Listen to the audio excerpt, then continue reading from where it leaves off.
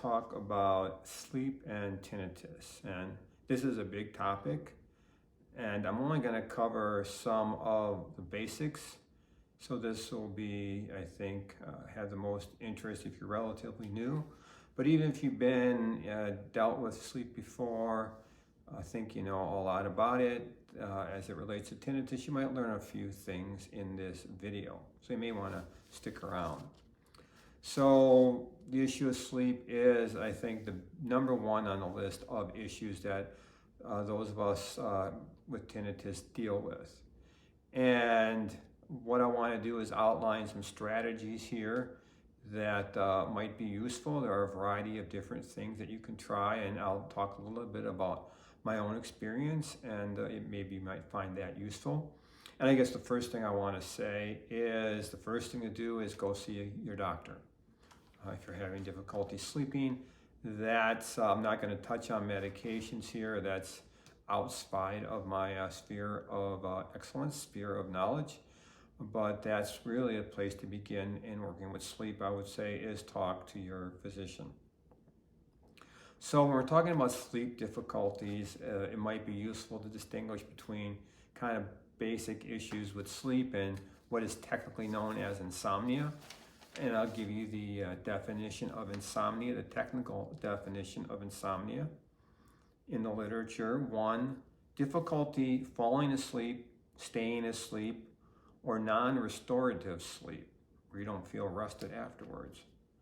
2, this difficulty is present despite adequate opportunity and circumstance for sleep. So if you're not sleeping because you're working or you have a crying baby keeping you up all night, that wouldn't qualify as relevant to insomnia. 3rd, this impairment in sleep is associated with daytime impairment or distress. And 4, this difficulty, the sleep difficulty, occurs at least 3 times per week and has been a problem for at least 1 month. Now, sleep is a big problem across the nation, a big health concern. Estimates of anywhere from 10 to 30% of the population are dealing with some version of insomnia at any particular time. So we're not alone in having difficulty sleeping, although the difficulties that we deal with tinnitus are unique. Nevertheless, some basic sleep hygiene protocol is crucial for those of us with tinnitus. That's just setting the main bar we all need to cover. And the chances are before you got the tinnitus, you probably weren't very good with your sleep protocol. I think the number I saw is like 10% of people have good sleep hygiene or follow the sleep rules. So it's worth reiterating some of those basic rules and making sure you're following these as part of your sleep routine. So I'll read you, and you can Google sleep hygiene. You can get various lists of these, and they're all going to look pretty similar. I may make a couple of comments. So the first piece of sleep hygiene is to keep a consistent sleep schedule, get up at the same time every day, even on weekends or during vacations. Pretty obvious and fairly important. Set a bedtime that is early enough for you to get at least 7 to 8 hours of sleep. Now, it doesn't say any particular bedtime, but you want to make sure you're aiming for that 7 to 8 hour window. Don't go to bed unless you're sleepy. If you don't fall asleep after 20 minutes, get out of bed. Go do a quiet activity without a lot of light exposure. Especially important not to get on electronics. I'm going to maybe modify this a little when I come back later and talk about other things to do. If I think this is a good thing for maybe the first part of the evening, but I'm going to talk about some other strategies that might be worth that I'd say that would want to maybe violate this rule, and try that out. Establish a relaxing bedtime routine, things you do before bed that prepares the body to sleep, that tells the body it's time to get ready for bed.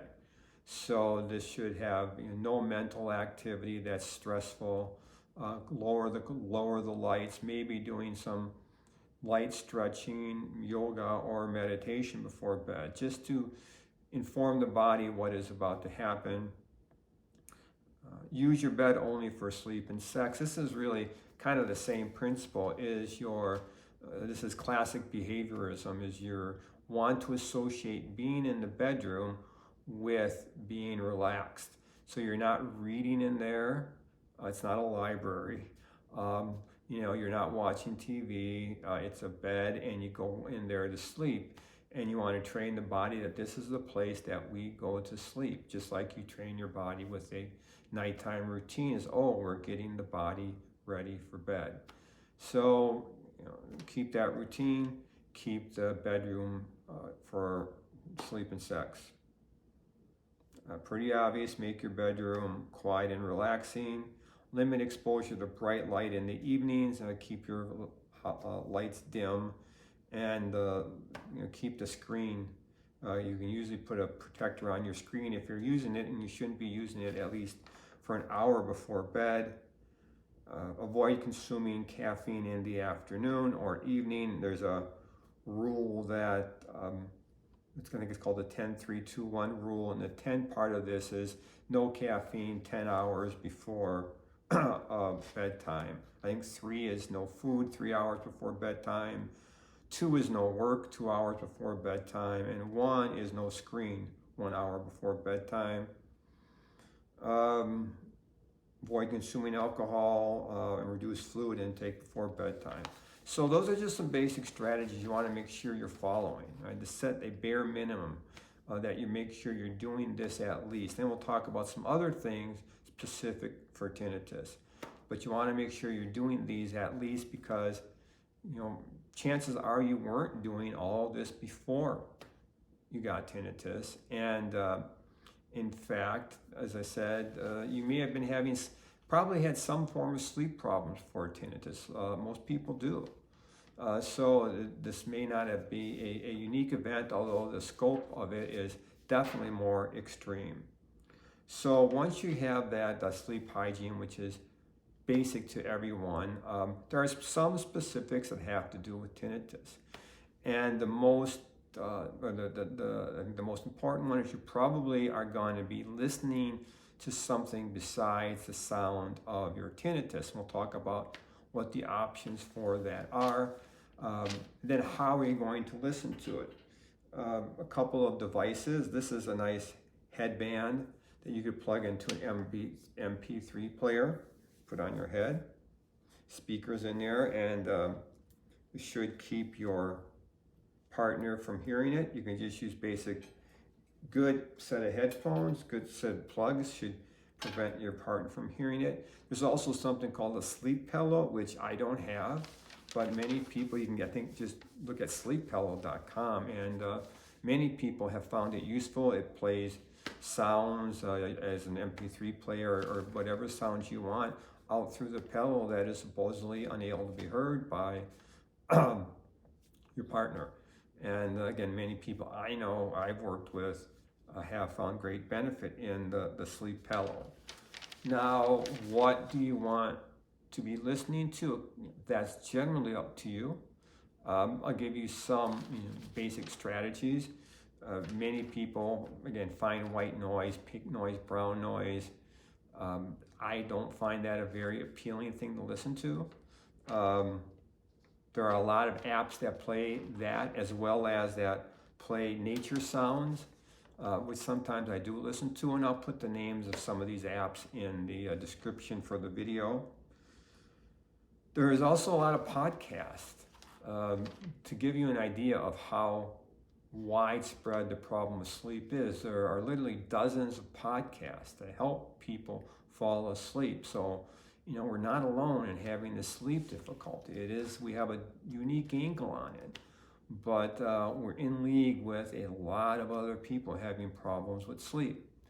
So there are one branch is I don't know how to describe it. They just read very boring things or non sequiturs to kind of turn the logical mind off, and they have Some of them are called Sleep With Me is a very popular one. Game of Drones, Nothing Much Happens. I think the last phrase, Nothing Much Happens, gives you a sense of what goes on in these podcasts. It's kind of like reading the phone book or reading weather reports. Actually, one of them does read, I think, weather reports from around the country. So it's just to give your mind a place to be. And when the tinnitus is going, having another direction for the mind can be very useful. And I urge you to try these out. I use a podcast sometimes called Tracks to Relax, which has literally hundreds of very relaxing sleep meditations. So those are all good. And there's also more in the formal meditation area that you can use as well. Formal meditation practices that you can get off of. And again, I'll put some apps in the video in the description. Like Insight Timer is a wonderful free app with literally 10,000s of free meditations on it that you can listen to. And I'm going to talk about one particular type in a second. The app Widex, which is in conjunction with a hearing aid for tinnitus, is free even if you don't use the hearing aid, and has a lot of good exercises. Breathing practices is another area outside of meditations, a little bit different because you're particularly working on the breath, and so you can find a lot of these, again, apps that will run you through breathing practices that you can also do on your own. Although I think training with the apps can be a good place to start. And just doing breathing in bed, focusing the attention on the breath, can be a very calming thing to do. There is something known as a formal treatment known as CBTI, cognitive behavior therapy for insomnia. There's actually been a study so this is just a protocol for anybody. It doesn't really necessarily have to be those with tinnitus, but there was a study a little while ago showing that people with tinnitus who engage in this protocol, and then I'm not going to describe it here, I might do it in another video, actually reduced their tinnitus distress just by following the sleep protocol of cognitive behavior therapy for insomnia. And there is an app that you can kind of do this by yourself, although it is advised you work with a therapist in doing this. The last thing I want to talk about is a practice called Yoga Nidra, which has been shown to really mimic in some ways the effects of sleep.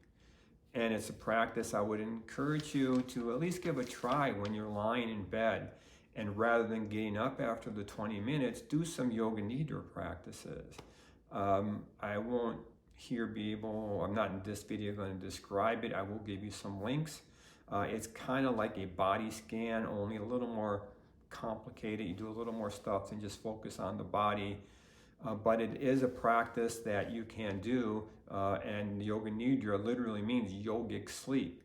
And you can actually get sleep-like effects by just lying there and doing this practice. And I think if nothing else, this can help keep your mind at ease, is that if you do this, you're going to get enough to get through the day. If you just sit there and lie there and do nothing else but this practice, your body will get restored. And I'll put links to some of the research in the description, and you can kind of look up Yoga Nidra meditations. Again, you can find these in a lot of places, especially Insight Timer. If you just put Yoga Nidra in the link, you'll find out literally dozens, if not hundreds, of Yoga Nidra practices. You can find them on YouTube and other places. I have some of them on my YouTube channel. But it's a practice that I think can help give a little peace of mind when you think, I can't do this. Is if I just lie here and follow this, the body will get restored. I can go on. This doesn't mean it's the end of the world if I can't sleep. There is a yogic sleep that will give me enough. And what that also does, I think, is break up some of the anxiety about not sleeping, and it's the anxiety that can be as bad as the insomnia. So if we can't just relax into the Yoga Nidra practice and put ourselves in that place, that can really be a useful tool. So I'd urge you, just give it a try. When all else fails, is engage in a Yoga Nidra practice and tell yourself it's not the end of the world. If I just lie here in meditation all night, great yogic masters would have, that was their goal, to stay up all night and meditate, and you get to do by default what they have tried their whole life to do, right? And that is see what happens when you just sit and engage in practice. What's more likely to happen is, that will release enough of the anxiety that you are going to fall asleep anyway. So give that a try. So those are just some of my suggestions. Put some of yours in the comment section. I think that can be an interesting place to get some feedback and maybe help out others. So I hope you found this useful. Bye.